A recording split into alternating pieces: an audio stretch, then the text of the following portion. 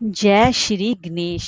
दोस्तों, आप सभी का मेरे इस YouTube चैनल में हार्दिक स्वागत है। आज वैशाख मास के बुधवार के दिन सुनिए 3 पौराणिक कथाएं। तो चलिए वीडियो शुरू करते हैं। दोस्तों, अगर आपको हमारी ये वीडियो अच्छी लगी हो तो लाइक शेयर और सब्सक्राइब करना ना भूलें और कमेंट बॉक्स में जय श्री गणेश अवश्य लिखें। तो चलिए वीडियो शुरू करते हैं। पहली कहानी के अनुसार, पौराणिक कथाओं के अनुसार, एक गांव में एक विधवा अपनी बहू के साथ रहती थी। उसकी बहू मंद बुद्धि की थी, जो अपनी भूख बर्दाश्त नहीं कर पाती थी और हमेशा खाने के लिए ही उतारू रहती थी।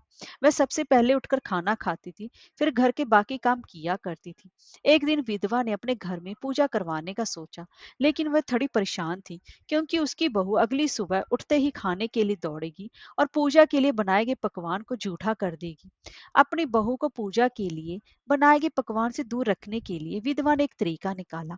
पूजा वाली सुबह उसने एक मटका लिया और उसके नीचे एक छेद कर दिया और अपनी बहू से बोली कि आज पूजा है, इसे खाना खाने से पहले पानी भर के ले आओ।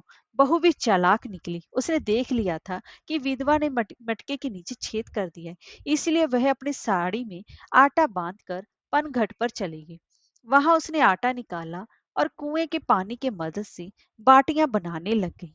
कुएं के पास ही एक शमशान घाट था, जहां की चिता जलाई जा रही थी। बहू ने उसकी आंच में अपनी बाटियां सेक ली। उसकी बाटियां सूखी थी तो वह पास ही में गणेश जी के मंदिर चली गई, जहां गणेश जी को किसी ने चोला चढ़ाया हुआ था। उसने देखा कि गणेश जी की तोंद पर घी लगा हुआ है। उसने उस घी को अपनी बाटी पर लगा लिया और उसका भोग गणेश जी को लगाकर वह बाटी खा ली और घर वापस चली गई। बहू की इस हरकत पर गणेश जी को बहुत गुस्सा आया और उन्होंने गुस्से में अपनी नाक पर उंगली चढ़ा ली। जब गांव वालों ने देखा कि गणेश जी ने अपने नाक के ऊपर उंगली चढ़ा ली है, तो उन्हें मनाने के लिए बहुत जद्दोजहद की गई, लेकिन गणेश जी ने अपनी उंगली वापस नहीं उतारी। जब ये बात राजा को पता चली तो राजा ने बड़े बड़े पंडितों और ज्योतिषों को बुलाया और हवन कराया, लेकिन गणेश जी फिर भी नहीं माने। सभी लोग बहुत चिंतित थे। राजा ने पूरे गांव में यह ऐलान करवा दिया कि जो भी इंसान गणेश जी की नाक पर से उंगली हटाने में सफल होगा, उसे इनाम के तौर पर 5 गांव दिए जाएंगे। गांव के सभी लोग गणेश जी को मनाने में लगे, लेकिन गणेश जी नहीं मानी और अपनी उंगली चढ़ाई रखी। अंत में विधवा की बहू बोली कि अगर सब उसे आज्ञा दे तो वह गणेश जी की उंगली हटा सकती है। उसकी बात सुनकर विधवा हंसने लगी और बोली कि जब बड़े बड़े विद्वान कुछ नहीं कर पाए तो वह कैसे गणेश जी को मना पाएगी। किसी ने बोला कि जब सब लोग को मौका मिला है तो उसे भी एक मौका मिलना चाहिए। फिर सभी लोग बहू को एक मौका देने के लिए मान गए, लेकिन बहू ने एक शर्त रखी। उसने कहा कि उसके घर से लेकर मंदिर तक पर्दा बांधा जाए। सब लोगों ने सोचा कि इतना कुछ तो हो ही चुका है, तो पर्दा बांधने में क्या जाता है। बहू के कहे अनुसार उसके घर से लेकर मंदिर तक पर्दा लगाया गया। बहू ने अपना दिमाग लगाया और वह अपने पेटीकोट में मोगरी छिपाकर मंदिर चली गई। मंदिर जाकर उसने गणेश जी से बोला कि मैंने आपकी तोंद से जरा सा घी क्या ले लिया, आपने अपने नाक पर उंगली चढ़ा ली। अब नाक पर से उंगली हटा रहे हो या दूं एक मोगरी की, अभी के अभी आपके टुकड़े टुकड़े हो जाएंगे। बहू की ये चेतावनी सुनकर गणेश जी थोड़ा डर गए और उन्होंने सोचा कि ये तो पूरी पागल है, कहीं सच में ये मुझे मोगरी ना मार दे। गणेश जी ने बिना सोचे समझे अपनी नाक पर से उंगली हटा ली, जिसे देख करके गांव वासी खुश हो गए और बहू का जयकारा करने लगी। राजा के ऐलान के मुताबिक बहू को 5 गांव इनाम में दिए गए। यह कथा सुनकर लोग गणेश भगवान से मांगते हैं कि वह भी उस बहू की तरह सबकी बात मान जाएं और उनकी मनोकामना पूर्ण कर दें। अब मैं आपको दूसरी पुरानी कथा श्रवण करवा रही हूँ। एक समय की बात है, एक भाई बहन रहते थे। बहन का नियम था कि वे अपने भाई का चेहरा देखे बिना खाना नहीं खाती थी। वह हर रोज सुबह उठती थी और जल्दी जल्दी सारा काम करके अपने भाई का मुंह देखने के लिए उसके घर जाती थी। एक दिन रास्ते में एक पीपल के नीचे गणेश जी की मूर्ति रखी थी। उसने भगवान के सामने हाथ जोड़कर कहा कि मेरे जैसा अमर सुहाग और मेरे जैसा अमर पीहर सबको दीजिए। यह कहकर वो आगे बढ़ जाती। जंगल की झाड़ियों के कांटे उसके पैरों में चुभ जाया करते थे। एक दिन जब वह भाई के घर पहुंची और भाई का मुंह देखकर बैठ गई, तो भाभी ने पूछा, पैरों में क्या हो गया है? यह सुनकर उसने भाभी को जवाब दिया कि रास्ते में जंगल के झाड़ियों के गिरे हुए कांटे पाँव में छुप गए हैं। जब वे वापस अपने घर आ जाए, तब भाभी ने अपने पति से कहा कि रास्ते को साफ करवा दो, आपकी बहन के पाँव में बहुत सारे कांटे चुभ गए हैं। भाई ने तब कुल्हाड़ी लेकर सारी झाड़ियों को काट कर रास्ता साफ कर दिया, जिससे कि गणेश जी का स्थान भी वहां से हट गया। यह देखकर भगवान गणेश जी गुस्सा हो गए और उसके भाई के प्राण हर लिए।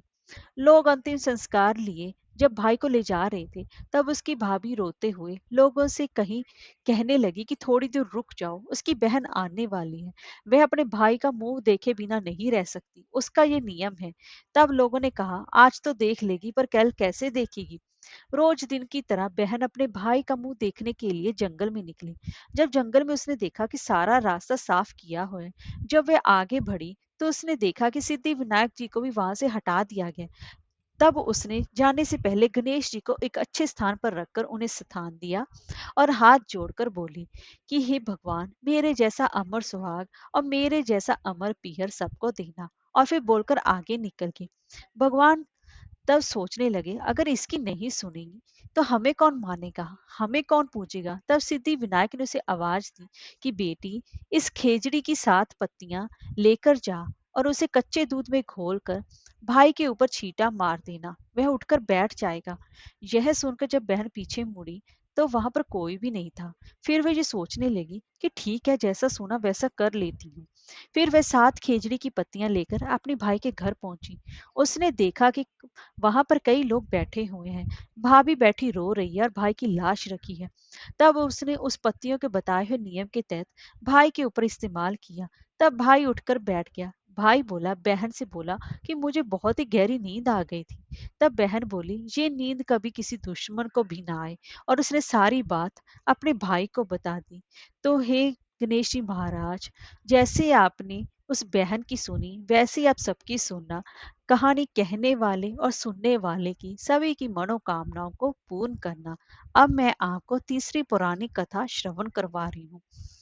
एक बार एक नगर में एक मालिन रहती थी। उसके पति चल बसे थे। उसका एक 4 साल का पुत्र था। उसकी सास कठोर हृदय की स्त्री थी। वह बहू को बहुत ही ज्यादा तकलीफ देती थी। एक दिन सास ने बहू और पोते को घर से बाहर निकाल दिया। वे दोनों ही रोते हुए चलते चलते एक जंगल में जा पहुंचे। वहां एक बड़े पेड़ के नीचे बैठ गए। वहां से थोड़ी दूर पर एक गणेश जी का मंदिर था। वहां बहुत लोग गणेश जी के दर्शन करने आते थे। दर्शन करके गणेश जी को प्रसाद चढ़ाते थे। फिर वह प्रसाद सबको बांट देते थे। इस प्रसाद से माँ बेटे का गुजारा होने लगा। दोनों गणेश जी की पूजा पाठ में लग गए। एक दिन उन्होंने सोचा, क्यों ना हम भी जंगल से फूल लाकर बेचें।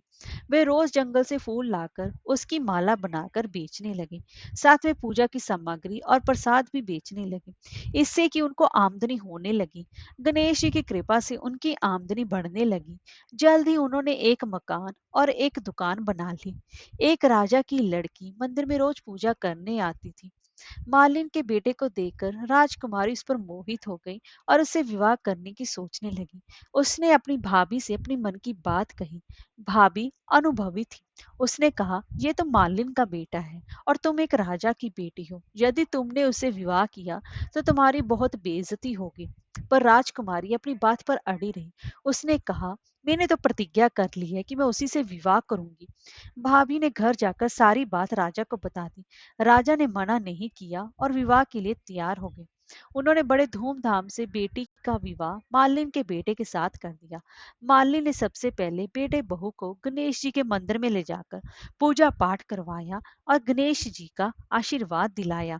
इसके बाद पूरे नगर में ये बात फैल गई कि गणेश जी की पूजा करने से सभी दुख कष्ट दूर हो जाते हैं। ये बात सुनते ही नगर के सभी लोग मंदिर आने लगे और मालिन और उसके बेटे की बिक्री और भी ज्यादा बढ़ गई। उधर उसकी सास के बुरे दिन आ गए। अन्नदाता उससे रूठ गए और वह भूखी मरने लगी। एक दिन वह रोती धोती उस गणेश जी के मंदिर में आ पहुंची। वहां वह मालिन के बेटे से बोली, मैं भूखी हूँ, मुझे रोटी कपड़ा दे देना, इसके बदले में तुम्हारा सारा काम कर दूंगी। लड़के को दया आ गई और उसे काम पर रख लिया। उसने अपनी दादी को नहीं पहचाना। जब मालिन घर आई तो उसने अपनी सास को पहचान लिया। वह सास से बोली, सासू जी, आप यहाँ कैसी? सासू ने पोते की तरफ इशारा करके कहा, मेरी इस सेठ के यहाँ नौकरी लग गई है। वह बहू बोली, ये आपका पोता है और ये घर भी आप ही का है, ये दुकान भी आप ही की है। जब आपने हमें घर से निकाला तब गणेश जी ने हमारी रक्षा की। बहू की बात सुनकर सास बोली, मेरी करनी मैंने भोग ली। बहू बोली, सासू जी अब आप हमारे यहाँ रहो और पोते का सुख देखो। हे गणेश जी महाराज, जैसा सुख आपने उस मालिन को दिया वैसा ही सुख सबको देना। कहानी कहने वाले और सुनने वालों की सभी की मनोकामनाओं को पूर्ण करना। बोलिए गणेश महाराज की जय हो।